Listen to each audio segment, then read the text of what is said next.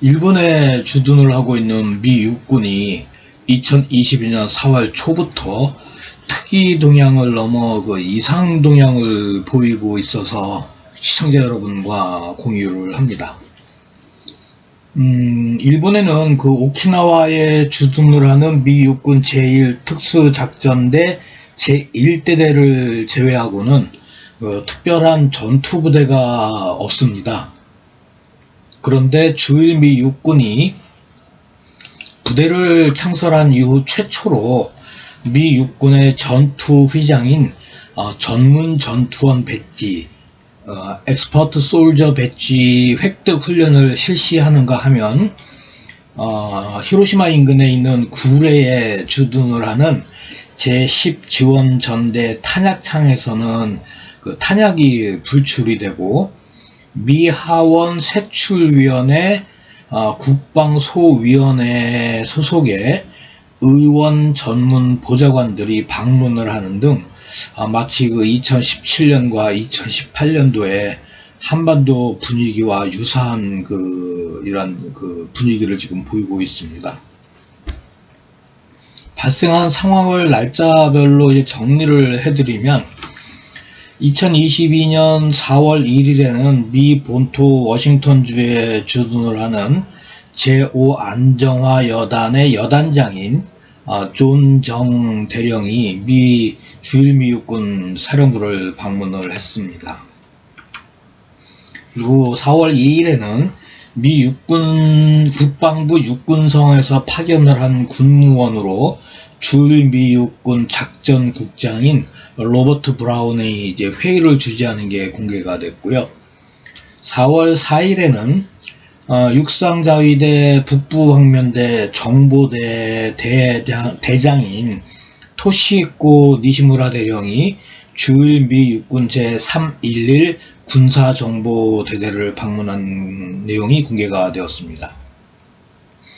4월 7일에는 주일 미 육군 항공대대 소속의 UH-60 헬기들이 준비태세 일환으로 도쿄에 있는 캐스트너 미 육군 비행장에서부터 오키나와까지 항공 기동을 함과 동시에 배치 훈련을 실시를 했다고 합니다.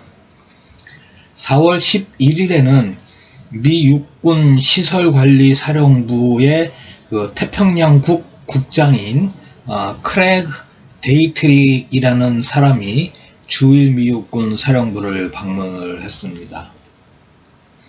그리고 같은 날 주일 미 육군이 창설된 후 처음으로 ESB 훈련을 2주간의 일정으로 시작을 했습니다. 4월 19일에는 주일 미 육군 사령관인 조엘 바우엘 소장은 자신의 개인 SNS 계정을 통해서 구례에 주둔을 하는 제10 지원전대 탄약창에서 탄약과 로켓 등을 불출을 한 후 LCM에 선적을 해서 제1열도선에 있는 섬으로 이동을 시켰다라고 발표를 했습니다. 섬의 이름은 공개가 되지 않았습니다. 그리고 4월 20일에는 미 하원 세출위원회 예하에 국방소위원회 소속의 의원들에게 군사 문제를 전문적으로 자문을 하는 전문가 자문단이 제10 지원전대 탄약창을 방문을 해서 현황을 파악을 했습니다.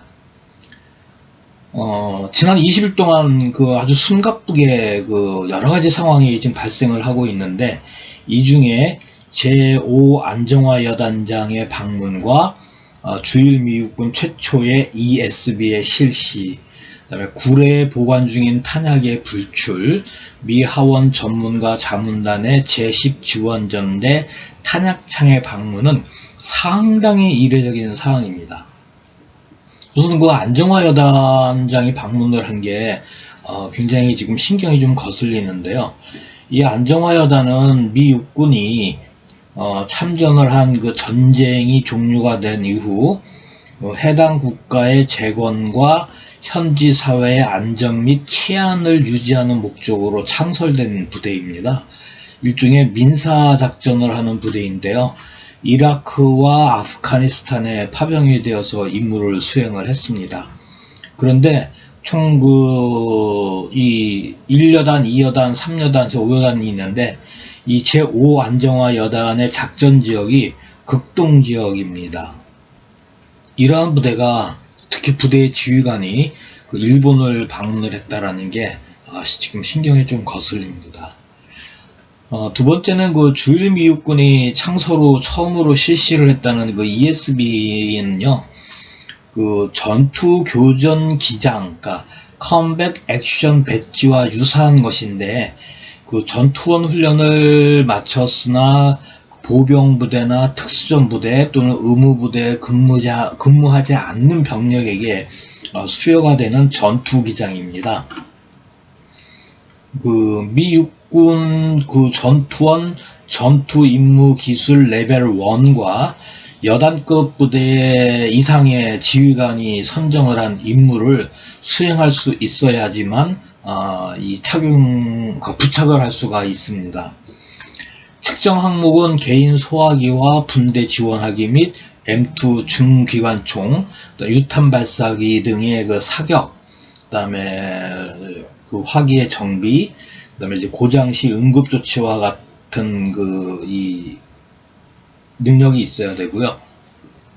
그다음에 전투 의무 처치수를 이제 숙달을 해야 되고, 그다음에 전술 기동과 무전기의 사용법, 위장, 그다음에 화생방 상황 하에서의 전투 대응, 그다음에 독도법, 크레모어 사용법 등을 통과를 해야지만 합니다. 주일미육군은 공식 개정을 통해서 ESB를 실시하는 것이 부대 창서로 처음이라고 강조를 했고, 2주간의 일정으로 도쿄도에 있는 사가미 종합보급창에서 진행 중이라고 발표를 했습니다.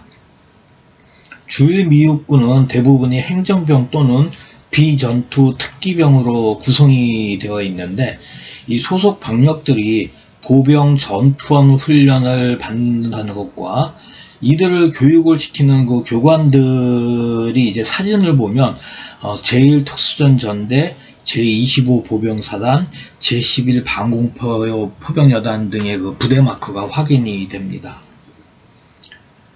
그 다음에 이제 미 하원 세출위원회 국방소위원회 소속 의원 전문가 자문단들의 방문은 굉장히 좀 의미가 깊습니다.